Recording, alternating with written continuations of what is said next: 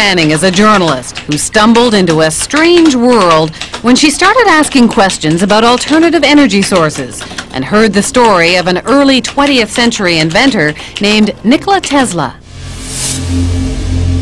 Tesla is almost a cult hero and an overlooked genius, and he has so many inventions that are at the basis of technologies that we have today. She went to a conference on Tesla and had a close encounter with a mysterious scientific researcher who became her deep throat, her Mr. X.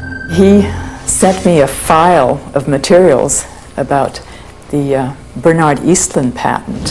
About a month ago, the U.S. Patent Office granted a patent to a Houston-based scientist, Dr. Bernard Eastlund, for an invention which Dr. Eastlund says could be used to change the weather. Dr. Eastlund says the invention could also be used to disrupt communications all over the world and might be used to destroy or deflect a missile attack. The Eastlund patents had the ring of the mad scientist aspect of Tesla. Tesla talked about this Tesla shield around the planet and talked about particle beam weaponry, something called a death ray. Death ray? Jean wasn't sure where all this was leading until Mr. X called again. And he said, the maniacs are actually going to do it up in Alaska. Mr. X's maniacs were in the U.S. Pentagon, and he was convinced they were conspiring to build Bernard Eastlund's Sky Zapper under the guise of a nice little research project deep in the Alaskan bush called HARP.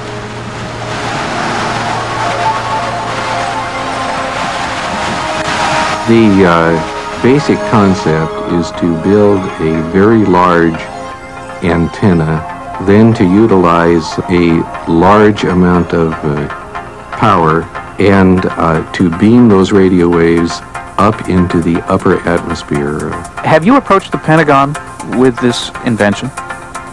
Yes, and what I'm not at liberty to tell you is the details of what that interaction has been. The word spread through the Alaskan bush, and soon a band of suspicious Alaskans set out to warn people about what they saw as the U.S. military's secret agenda.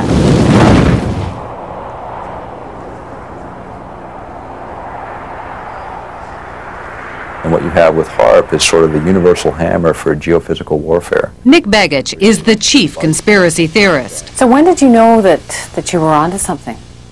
I think as soon as I saw the references to Tesla's work, and when I read Bernard Eastlund's original patents, I realized that what we really had here in Alaska was a prototype for a ground-based Star Wars weapon system.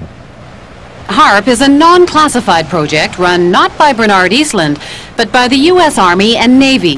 The official HARP story is told by one man, John Heckscher. It consists of several types of transmitting instruments and numerous scientific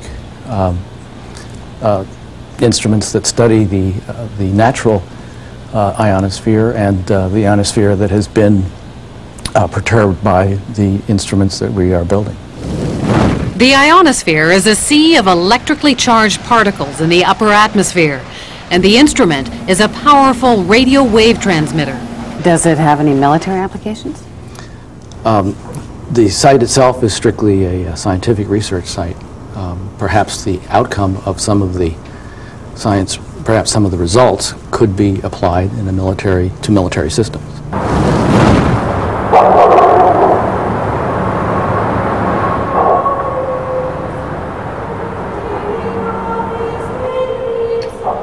Just a little physics project? Jim Roderick isn't buying it. He's been gunning for the real goods on HARP, and his weapon is the internet. The military is incapable of doing pure science. Science is conducted by them for application in weapon systems, for no other reasons. From his shack in the middle of an Alaskan village, Jim and his co-conspirators around the globe have been tapping into databases. They've dredged up hundreds of long-buried scientific reports and even some internal documents from the military.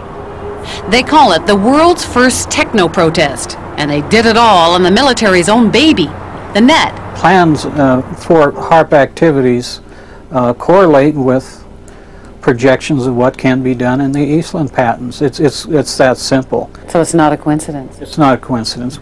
Well, I hate to disagree with you, but it's not his patent that we're building. Superficially, yes. They send energy up into the ionosphere, but the Eastland patents require huge, prodigious, in fact, amounts of power, like 100 billion watts. Remember that number, 100 billion watts. You'll hear it again later. HARP requires only 3 million watts. There is a paper trail leading No. us back to Eastland. No, there is not. There is no paper trail that I'm aware of that's leading back to Eastland.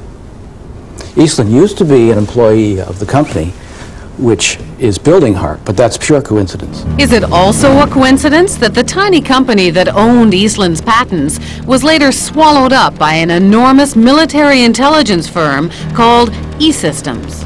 2.1 billion in annual sales, 1.8 billion of that, with a B, was to military intelligence groups, CIA, NSA, and others. And of that, 800 million were black projects, so secret that even the United States Congress didn't know what they were. E-Systems was then swallowed up by Raytheon Corporation. It too specializes in super secret contracts with the Pentagon. Why would Raytheon be so excited about this? Well, it's a ground-based Star Wars weapon prototype.